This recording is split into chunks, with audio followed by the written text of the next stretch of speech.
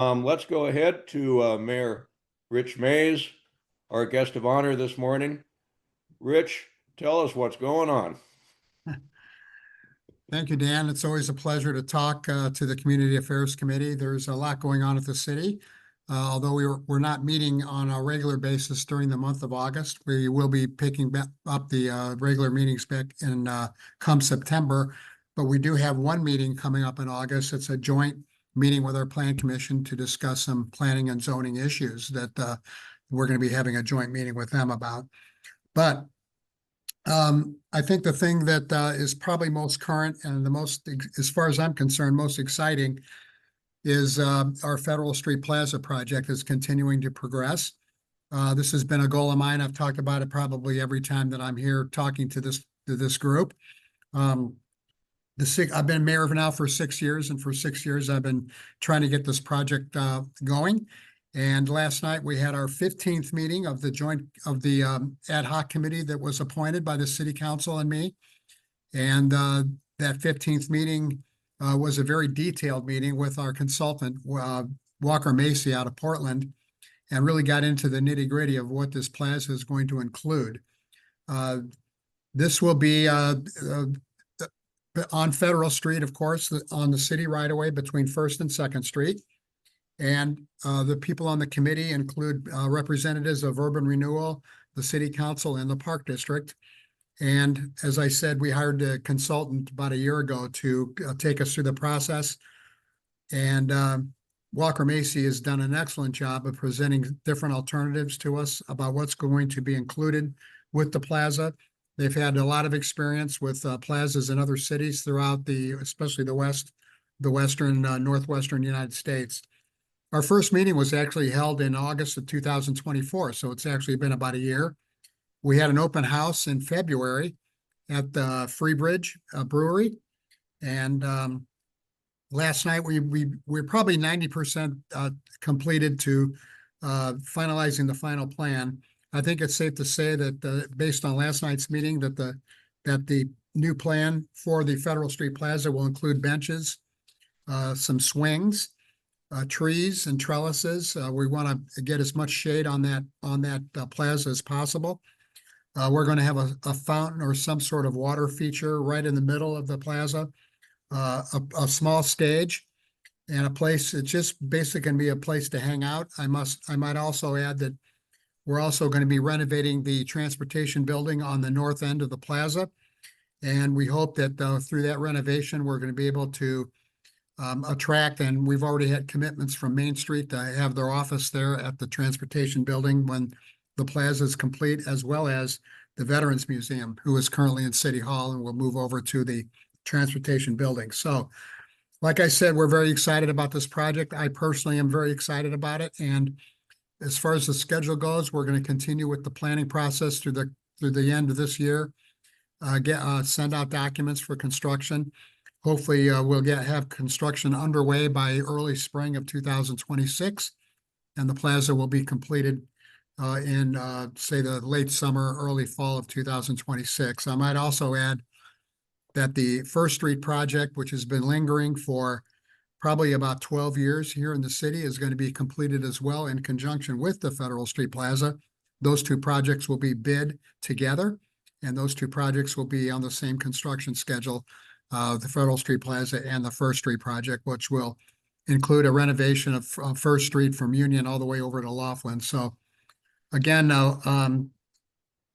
something that has been really on the city drawing board for a long time is going to be completed as well by next year.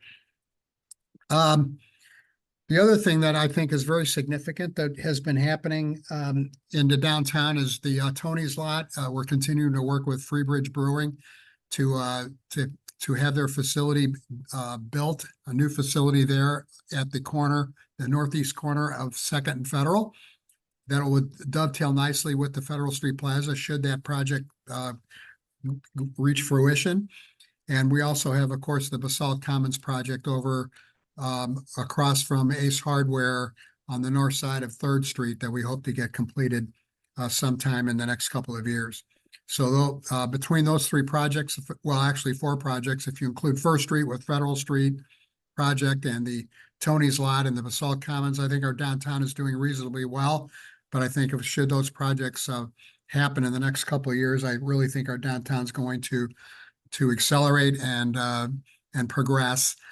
Those two projects that I mentioned are also featuring some housing that I think is needed in downtown and is also something that I think would really benefit the downtown if we were to get some additional housing on both just the Basalt Commons project.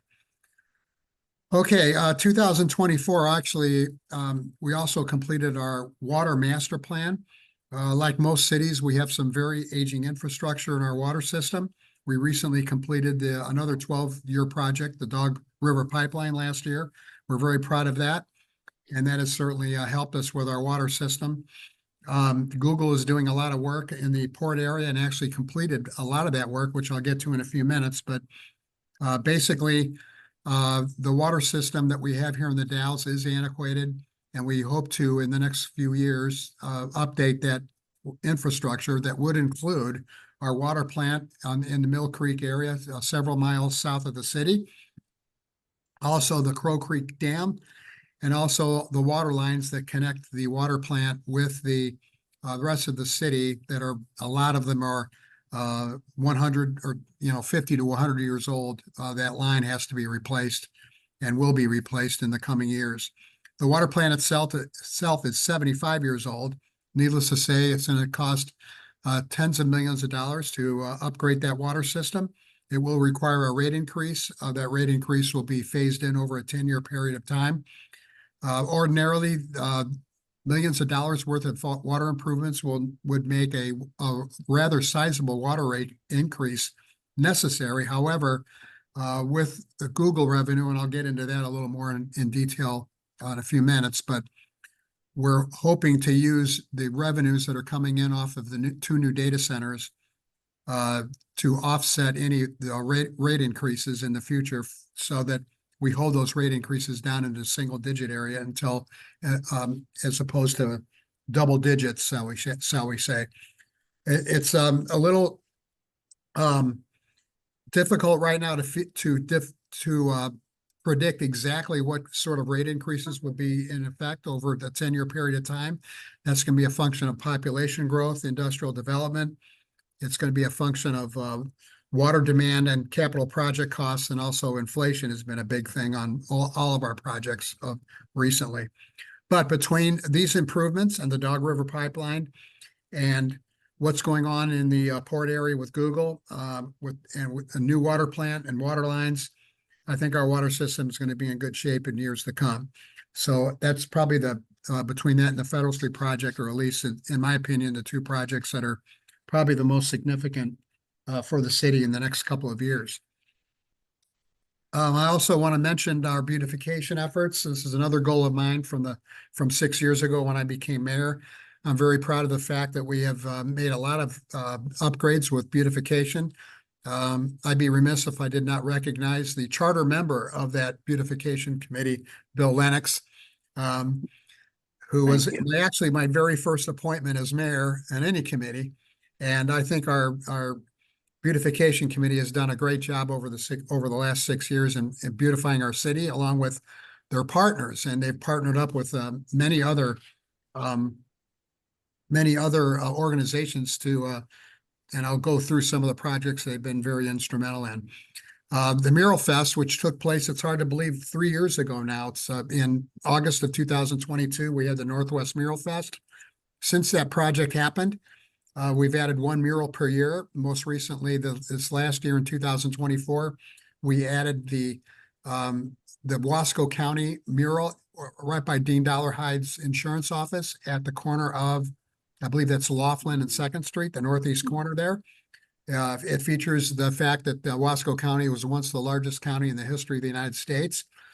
But anyway, we added that, and we hope to, our 2025 project for murals is going to be the Umatilla House mural on the east wall of the Dalles Inn, which is being renovated as we speak.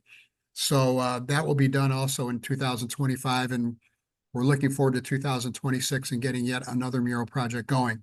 I also want to recognize Leslie's work with Mid-Columbia Community Action and the brand new mural that was just dedicated just a few days ago on the annex, on the west wall of the annex, painted by Chris Pothier. So between Mid-Columbia Community Action, the City of The Dalles, and our beautification committee, we've been very busy trying to beautify our city. I might add that those of you that know me know that I'm a very downtown-centric mayor. I think our downtown is the focal point of our community, and most of these beautification projects, though not all, have been featured in our downtown area. I might also highlight the new trash cans that are on Second Street, new welcome signs at the Fish Bridge of people coming into the city. The welcome sign also at the near the roundabout coming in from the east side, on the east side of our downtown. Welcome to the Dalles. Our beautification committee worked with the Boosters Club, and you'll notice there's a little saying on the back of each of those welcome signs that feature Riverhawk Country is one, and one that features all the things that happen. The Chamber of Commerce was instrumental in getting that done on the Fish Bridge exit at I think that's exit 83. Tree grants, the Beautification and Tree Committee has been busy giving away grants to citizens who are interested in getting trees added to their lots. We also have the Downtown Trees Project, and I might add that I forgot to mention that the Federal Street Plaza will also feature some bulb outs, what we call bulb outs, which are protrusions into the right of way at Second Street on the four corners of Second and Federal, which will be heavily landscaped and beautified. And so I think that's going to be an added feature that's going to be at the plaza and downtown. The Beautification Committee was also instrumental in getting two landscaping triangles beautified, working with the community college. The most recent is Trevitt and Sixth Street. The triangle there has been beautified. Those of you that haven't been by there should really check it out. There's a new sculpture and some wonderful landscaping done at that particular triangle. And also at Kelly and 12th Street, they've done some work there beautifying the triangle on the corner of 12th and Kelly. Christmas decorations, stars and trees. The Beautification Committee's been working with the city, the local PUD and the Park District to get those in and during the Christmas decoration season. And we also have a new sculpture down on Union Street by the Lewis and Clark Park on Union Street there. And that was the Beautification Committee worked with the Dalles Art Center to get that sculpture installed there at that location. Yard of the Month, we continue to give away an award, Yard of the Month throughout the Dalles. Just awarded one this last, I think it was Monday, to a home on 12th Street, and the Longs were Marlene and Lynn Long were the recipients of the Yard of the Month for August. So again, very busy with beautification projects, and again, I don't think we can have too many of them here in the city. And I know the city has invested before, 6 years ago, I think it was probably not too much was invested by the city to beautify our community. And I think that's certainly changed, and certainly, again, something that I'm very happy about. Okay, I mentioned Google before. As we are right now, if you remember, we had our first data center back in 2005 that was negotiated with Google. And that first data center is now paying their full share of property taxes to all the taxing bodies, which is a good thing. The second data center was negotiated in 2013, and that 15-year enterprise period will run out in a few years. And at the end of that 15-year period, which is around 2028 or 29, I believe, they'll be paying their share of property taxes. The third data center was the Taylor Lake facility. That has several more years to go. We are continuing to collect money in fees in lieu of charges by Google, and those are certainly being appreciated. The two new data centers, which are under construction right now, which are our fourth and fifth data centers, are bringing in a substantial amount of revenue to not only the city and the county, but also the other taxing bodies that are here in the Dalles.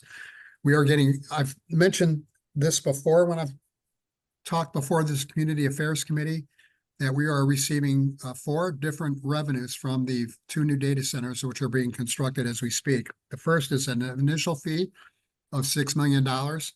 I believe a lot of the money that's going to go toward the Federal Street Plaza will be funded by the initial fee that will be coming into the city. The second form of revenue that is being paid is property taxes. The 2 new data centers, unlike the first 3 that I mentioned, will be paying a portion of property taxes to the city and the county and the other taxing bodies, I might add. So I believe if you look on your tax bill, you'll probably see somewhere around 10 or 11 different taxing bodies that will be the recipients of property tax revenue once the Google completes construction on those 2 data centers. The third part of revenue is community service fee. Those are also going to be allocated to all the taxing bodies in proportion to their tax rate as compared to the total tax rate. And the final one is what we call the gap payment, which is actually the gap. It stands for Guaranteed Annual Payment by Google to the city and county. And I believe it's fair to say that the gap is really an appropriate word because it fills the gap between what would normally be paid in property taxes to the city, the county, and all the taxing bodies, and what is actually what they would be paying. And that gap payment will be, the city's going to be used that a large portion of that gap payment to pay the costs associated with the water improvements that I mentioned before to help offset water rate increases to the community. Google has, per the agreement with the city, has just recently completed approximately $25 million in improvements that have been given to the city, which includes water mains, 2 new wells, water storage, pump station, also a sewer pump station, a sewer main, access corridors. If you add that all together, it comes to $25.2 million. And I might add that unlike some of the things you might hear, especially on social media, every bit of that, 100% of that $25 million is being paid for by Google.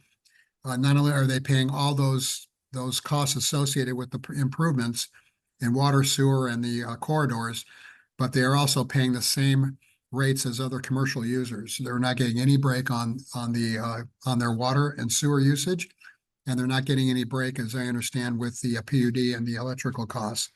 So we're very happy with that. What's going on with them? Another thing that I wanted to emphasize is that, unlike what you might hear, Google also has contributed a substantial amount to our community, not only in the revenues that are produced through property taxes, community service fees, etc., but they've also contributed. For example, they gave the Civic Auditorium $50,000 to help with their new sound system at the Civic Auditorium. They also gave money to the community college for their nursing program. They gave $50,000 to One Community Health. They also contribute money to the county, as I understand. Maybe Phil knows more about that, to the county fair for some sort of drone. Maybe, I'm not sure what that's all about. I do know it's going to go toward the county fair and the drones. And they also gave $5,000 for 2 different mural projects that we've been involved with. And I understand they just gave $70,000 to District 21 for, I'm assuming, some computers and other IT type of features there. So anyway, I think they've been a good, responsible community partner. I certainly would expect that to continue. Mayor, if I may interrupt, I can fill in. Yeah, Sure. they're contributing to the county fair, the drone light shows, laser light shows, both lasers and drones at the end of the rodeo each night. They are paying for that in full. It's about in the range of $30,000. Mhm. So the county fair is going to be great this year. We've also even changed the main way with more slides and fun things for kids. Thanks for filling us in on that. I appreciate it. I'm sure everyone else did too.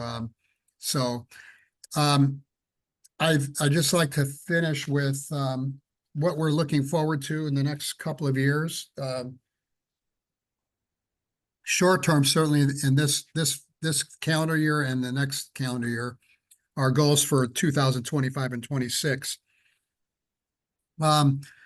I've often talked about our police department and how difficult it is to train and retain police officers. I think we're making a lot of good progress as far as that's concerned. I believe we're fully staffed at this point. We do have a lot of new police officers, and the problem with having new police officers is we have to send them away to training in Salem for 6 months. And then once they get back here in town, they've got to be they go through what we call field training with an officer in their cars. And that takes another 6 months. So, but we are making progress. I believe we're fully staffed at this point. And I'm really proud of what our men in blue have to, all the things that they handle during the course of their duties.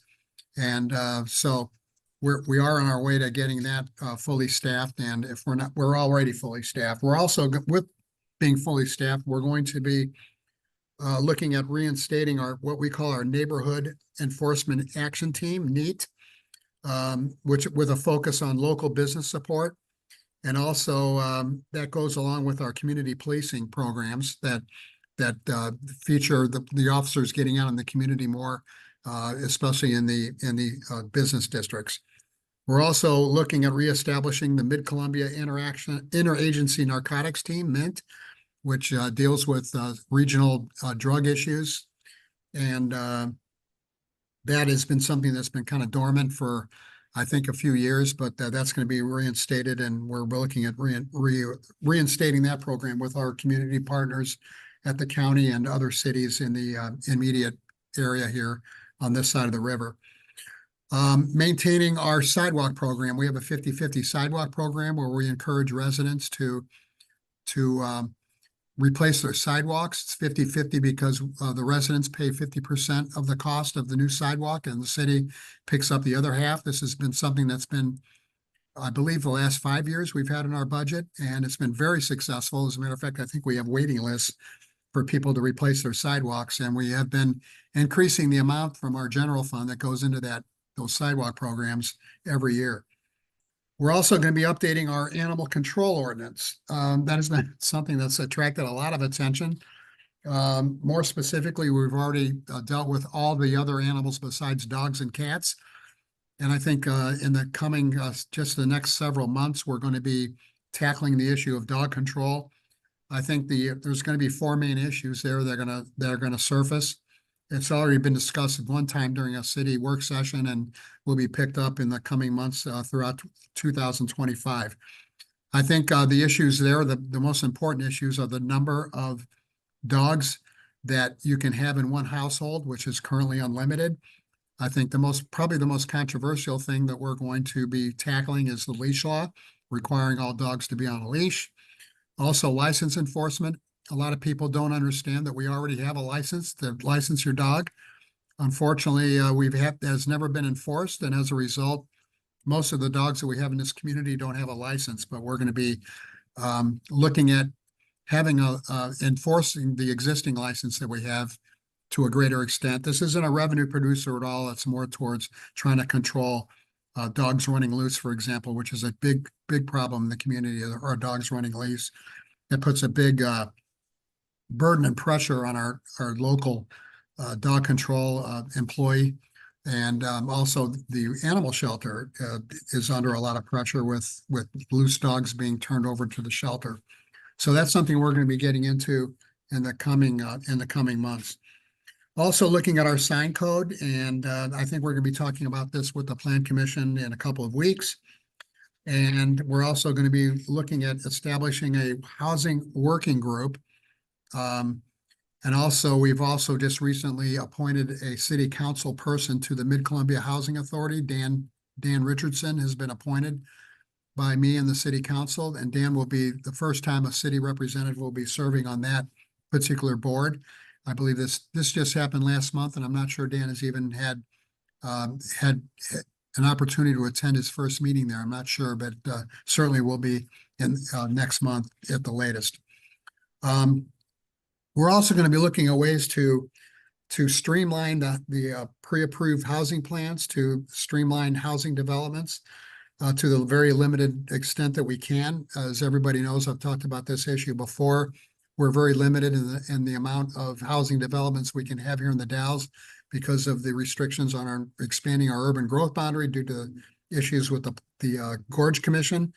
That's another story that would probably take me another program in and of itself, a whole hour to talk about that particular issue. I'll just leave it at that. You guys have probably heard me talk about that issue before. We're also going to be looking at amending zoning regulations to permit more triplexes, fourplexes, and cluster housing in residential zones. The state laws have certainly had an impact on that as well.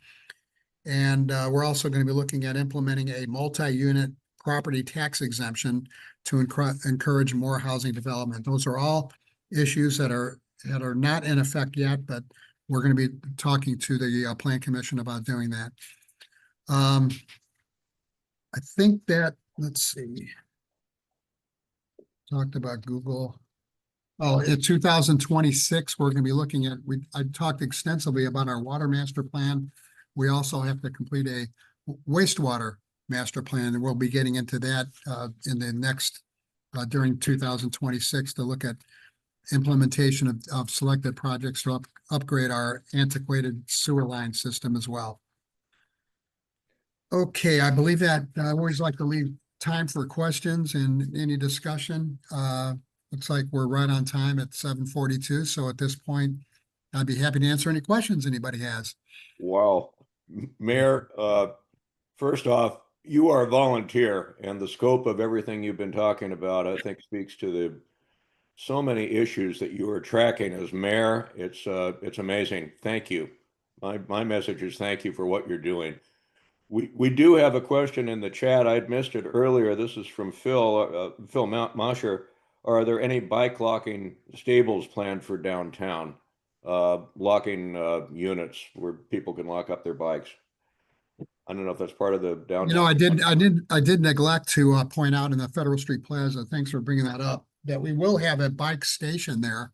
As you know, the Dalles is on the eastern edge of the scenic area, and eventually Troutdale, which is the western boundary of the scenic area, will be linked with the Dalles for a bike trail along the historic Route 30. Right now, there's a couple of gaps that keep that from happening all the way through, but they're filling in those. And by the way, if you haven't been over on Mitchell Point, the new tunnel that's been opened up, it is a great, fascinating addition to that trail at Mitchell Point, which is just a few miles. I believe it's between Mosier and Hood River.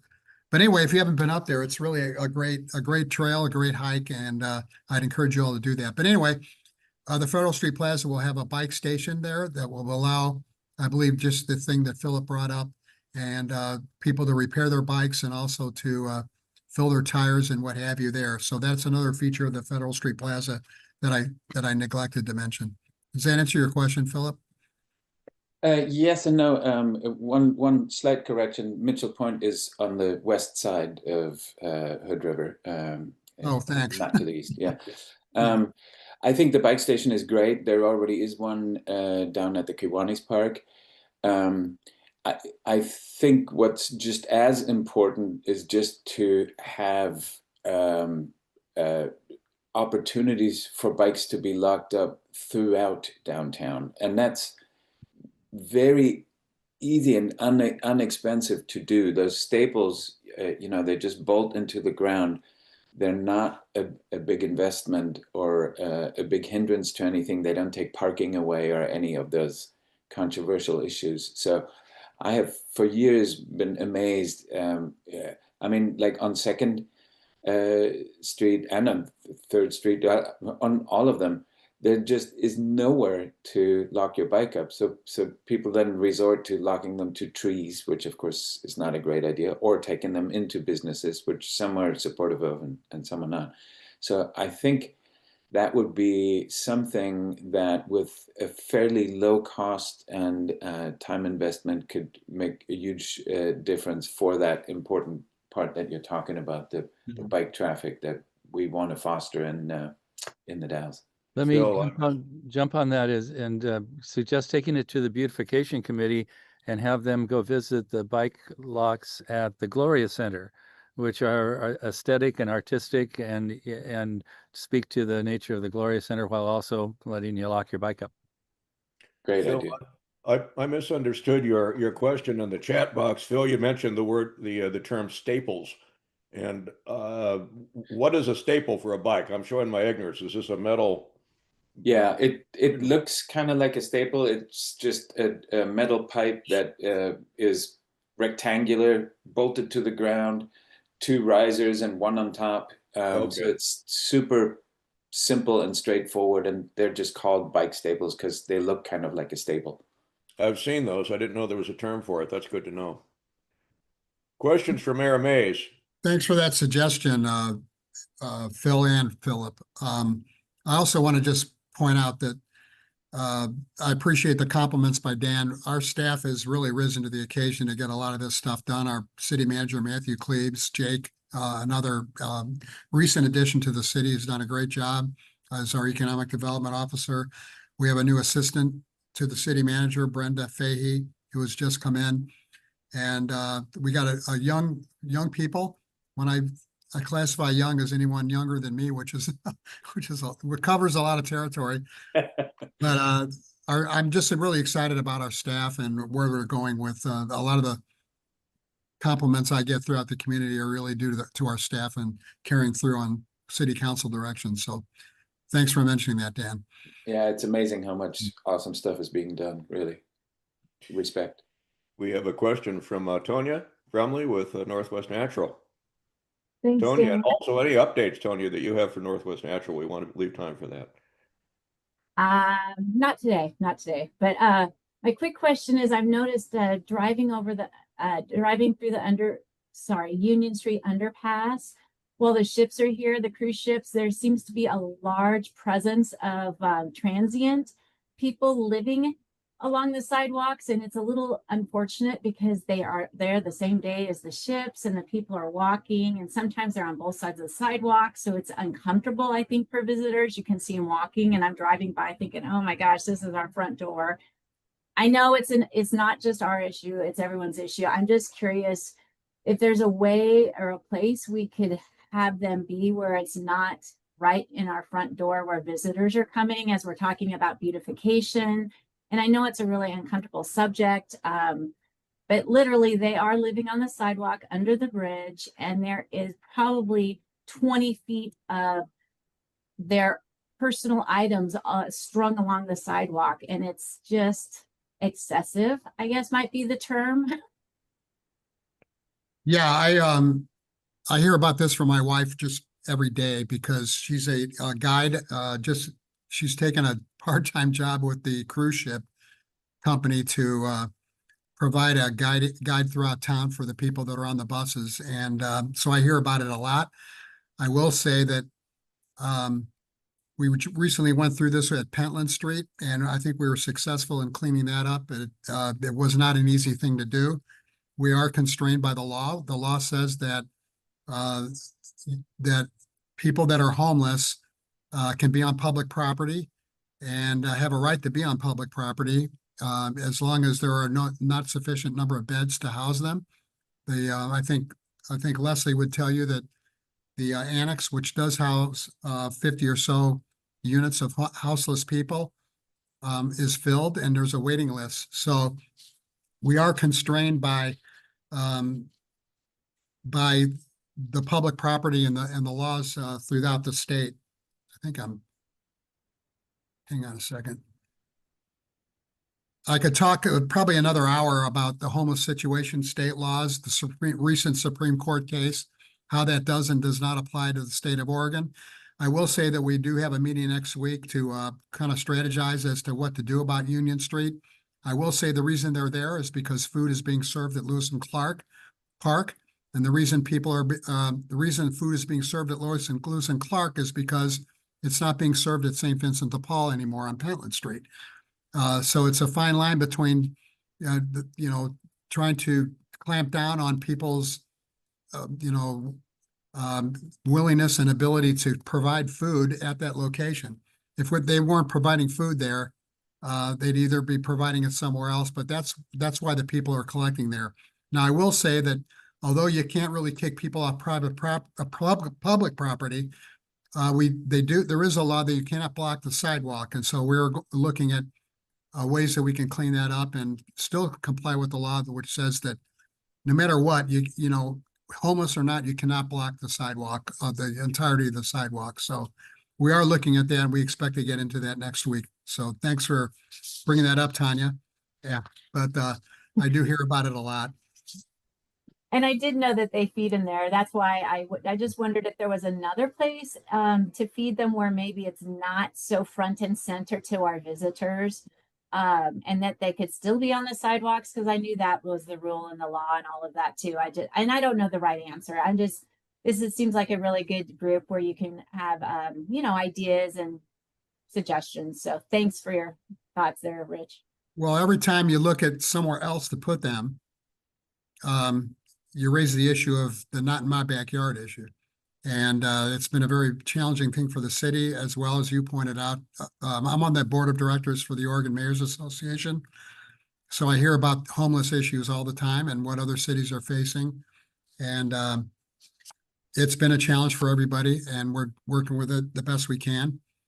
Trying to respect the rights of the homeless at the same time, the respect of the neighbors. There's no real neighbors there except for the city and the cruise ships. And one of the things that motivated us so much to clean up Pentland Street was the fact that we had a neighborhood on 3 sides of that street that were really suffering from what was going on there. We had 1,300 police calls there in 1 year on Pentland Street. And I'm happy to say that's been cleaned up, but we still have a lot of work to do like everyone else. So. Mayor Mays, we have a request from Leslie Naramore to requesting an invitation to that meeting. She would like to represent Mid-Columbia Community Action Council. Yeah, we used to have Leslie's predecessor, Kenny Lapointe, would attend those meetings as well. And Kenny was a big help to the city and to, yeah, we'd be happy to have you there, Leslie. I'll get you an invitation. Absolutely. We just need to renew an email contact there with Leslie's new role there. Mm-hmm. Other questions for Mayor Mays? That is a difficult, complex issue. I know. We're working at it. So good luck. Good luck. Other questions?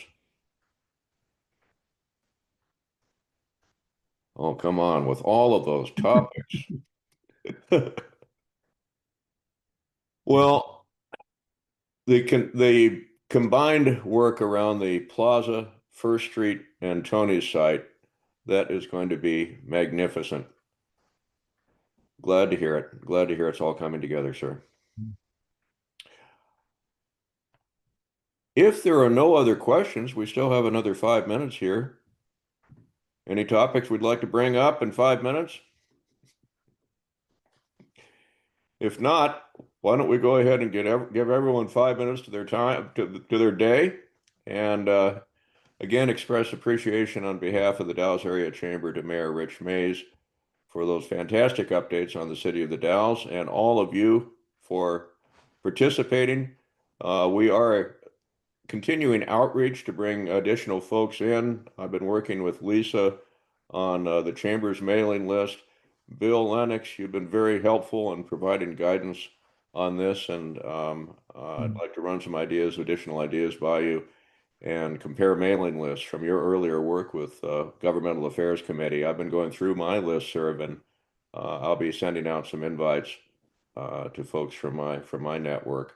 So, invitation to all of you. If you see anybody who's not on here who should be, please email me. I'll put my email in the chat box before we close up here. I just want to just point out too that we always have openings on city commissions, committees, and please, we have probably 10 or 12 different committees and commissions at the city, always looking for good people to fill roles. So I'd encourage all of you to, if not you, someone you know, to encourage them to get involved. Thank you. That's Thank great. you, sir. Thank you. All right, everyone.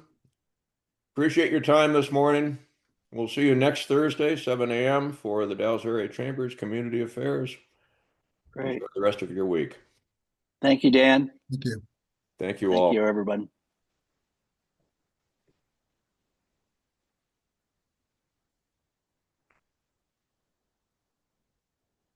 Thank you, Bill.